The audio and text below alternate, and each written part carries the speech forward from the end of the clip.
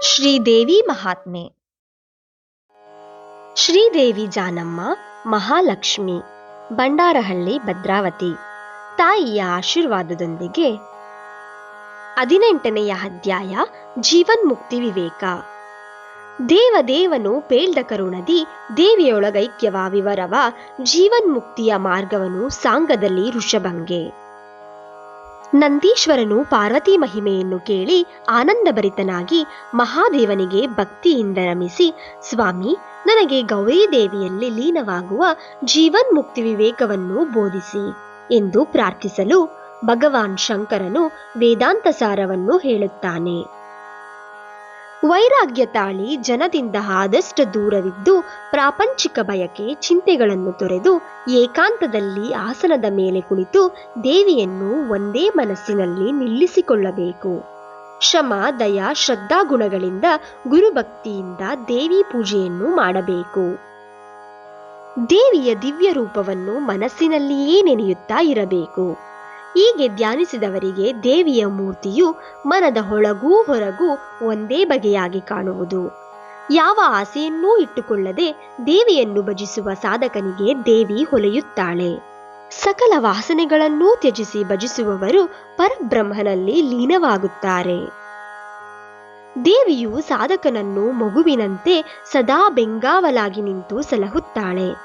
ಆಕೆಯು ಅಪಾರ ಕರುಣಾಸಾಗರದಂತೆ ತನ್ನ ಹಾಗೂ ದೇವಿಯ ರೂಪದ ಐಕ್ಯ ಚಿಂತನೆ ಮಾಡುವುದೇ ಜೀವನ್ಮುಕ್ತಿ ಮಾರ್ಗವಾಗಿದೆ. ಎಂದೂ ನಾಶವಾಗದ ಪೂರ್ಣ ಚೈತನ್ಯ ನಾನೇ ಎಂಬ ಚಿಂತನೆಯೇ ತತ್ವಮಸಿ ಎನಿಸಿಕೊಳ್ಳುತ್ತದೆ. ಈ ಚಿಂತನೆ ಕಷ್ಟವಾದುದು. ಸದ್ಗುರು ಸೇವೆಯಿಂದ ಮಾತ್ರ ಇದು ಸಾಧಕನಿಗೆ ಸಾಧ್ಯವಾಗುತ್ತದೆ. ಪರಬ್ರಹ್ಮದಲ್ಲಿ ತನ್ನ ಗುರಿಯನ್ನು ನೆಲೆಗೊಂಡು ತ್ರಿಮೂರ್ತಿಗಳಲ್ಲಿ ಐಕ್ಯವನ್ನು ಭಾವಿಸಿ ಸದಾ ದೇವಿ ಧ್ಯಾನವನ್ನು ಮಾಡುವವನು ಪರಮಪದವನ್ನು ಹೊಂದುತ್ತಾನೆ.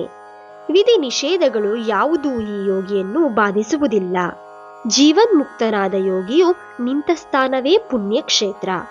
ಭ್ರಾಂತಿಯು ನಿರ್ಮೂಲವಾದರೆ ಚೇತನವು ಶುದ್ಧ ಸ್ವರೂಪದಿಂದ ಹೊಳೆಯುತ್ತದೆ.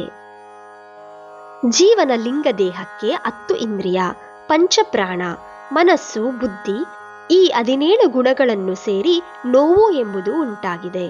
ವಾಸನೆಯಿಂದ ರಹಿತನಾದವನೇ ಪರಮಾತ್ಮ.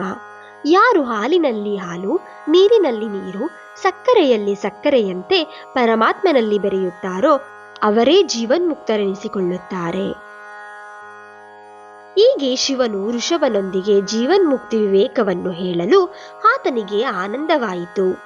ಗೌರೀಶಂಕರರ ಪಾದಕಮಲಗಳಿಗೆ ನಮಸ್ಕರಿಸಿ ಸ್ತೋತ್ರ ಮಾಡಿದನು. ಆಗ ಶಿವನು, ನಂದಿಯೇ ಕೇಳು, ಯಾರು ದೇವಿಯ ಈ ಪುಣ್ಯಪ್ರದವಾದ ಚರಿತ್ರೆಯನ್ನು ಓದುವರೋ ಕೇಳುವರೋ ಅವರು ಪುಣ್ಯವಂತರಾಗಿ ದೇವಿ ಕೃಪೆಗೆ ಪಾತ್ರರಾಗುತ್ತಾರೆ. ಪ್ರತಿನಿತ್ಯವೂ 1-2 ಅಧ್ಯಾಯಗಳನ್ನಾಗಲಿ ಅರ್ಥ ಸಮೇತವಾಗಿ ಓದಿದರೆ ದೇವಿ ಸ್ಮರಣ ಮಾತ್ರದಿಂದಲೇ ಅವರ ಎಲ್ಲಾ ಆಸೆಗಳು ಪೂರೈಸುತ್ತವೆ ಎಂದು ಹೇಳಿದನು. ದೇವಿ ಮಹಾತ್ಮೆಯನ್ನು ಶಿವನಿಂದ ಕೇಳಿದ ಪ್ರಮಥ, ಸಿದ್ಧ, ಸಾಧ್ಯ, ಕಿನ್ನರ, ಕಿಂಪುರುಷ ಋಷಿಗಳೆಲ್ಲ ಆನಂದಭರಿತರಾದರು. ದೇವದುಂಬಿಗಳು ಮೊಳಗಿತು. ನಂದಿಯು ಮದ್ದಲೆ ಬಾರಿಸಿದನು. ಭೃಂಗಿಯು ನಾಟ್ಯ ಮಾಡಿದನು.